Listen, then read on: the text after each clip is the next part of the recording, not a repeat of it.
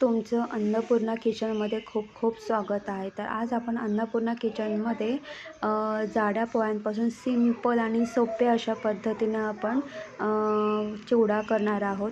तर तुम्ही इथे बघू शकतात की चिवडा करण्यासाठी लागणारं साहित्य आहे। इथे मी पाव किलो जाडे पोहे घेतलेले आहेत आणि त्यानुसार 100 ग्रॅम मी इथे मक्याची फुलं घेतलेली आहेत आणि इथे मी अर्धी वाटी शेंगदाणे घेतलेले आहेत आणि अर्धी छोटी वाटी मी कढीपत्ता घेतलेला आहे, मीठ आणि 1 चमचा मी लाल तिखट घेतलेली आहे। जर तुम्हाला लाल तिखट नको असेल तुम्ही लाल तिखट स्किप करून तुम्ही त्याऐवजी तुम्ही हिरवी मिरचीसुद्धा घेऊ शकतात।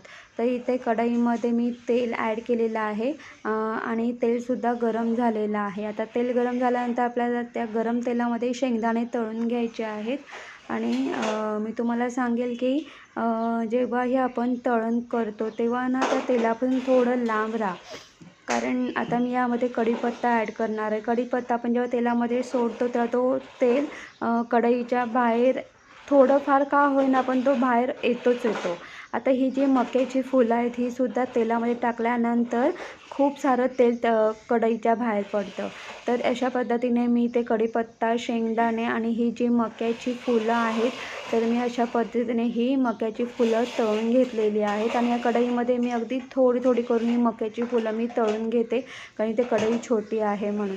तर इथे अशा पद्धतीने मी ही मक्याची फुलं तळून घेतलेली आहेत। आता याच तेलामध्ये आपण हे जे जाडे पोहे आहेत ते तळून घेणार आहोत आणि हे जाडे पोहे मी कढईमध्ये अगदी थोडे करून मी तळून घेत आहे। तर मी तुम्हाला सांगेल की जेव्हा आपण हे पोहे तळतो तेव्हा ते थोडे ऑइली होतात, पण कालांतराने काय होतं माहिती आहे, आपण टिश्यू पेपर खाली ठेवलेला असतो त्यामुळे तो टिश्यू पेपर ऑइल ऑब्झर्व करतो आणि बराचसा तो जो ऑइल असतो तो पूर्णपणे ह्या पोळ्यांमधून निघून जातो। तर इथे आपले पोहेसुद्धा तळून झालेले आहेत।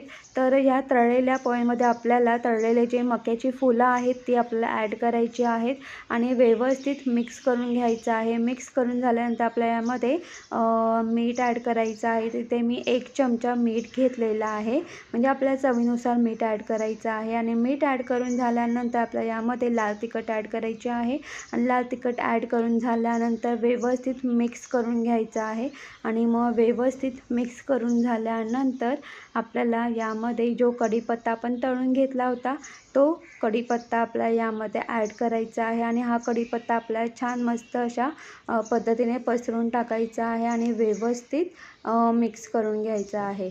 आता कढीपत्ता मिक्स करून झाल्यानंतर यामध्ये आपल्याला तळलेले शेंगदाणे ॲड करायचे आहेत आणि पुन्हा एकदा हलक्या हाताने आपल्याला पुन्हा एकदा व्यवस्थित मिक्स करून घ्यायचे आहेत। तर इथे अशा पद्धतीने आपला झटपट अशा पद्धतीने आपला हा जाड्या पोळ्यांचा चिवडा तयार झालेला आहे। तर इथे मी एक काचेचा बाउल घेतलेला आहे। या काचेच्या बाउलमध्ये आपण हा जो चिवडा आहे जाड्या पोळ्यांचा चिवडा तो आपण ट्रान्सफर करून घेऊया।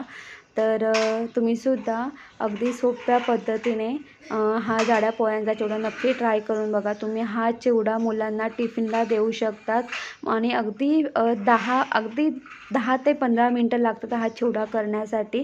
तर गाईज, तुम्हाला माझा व्हिडिओ कसा वाटला ते कमेंट्स करून सांगा। जर तुम्हाला माझा व्हिडिओ आवडला असेल तर माझ्या व्हिडिओला लाईक शेअर करा आणि माझ्या चॅनलवरती नवीन असाल तर माझं चॅनल सबस्क्राईब करायला अजिबात विसरू नका। तोपर्यंत बाय बाय, टेक केअर, तुम्ही तुमची काळजी घ्या, बाय बाय।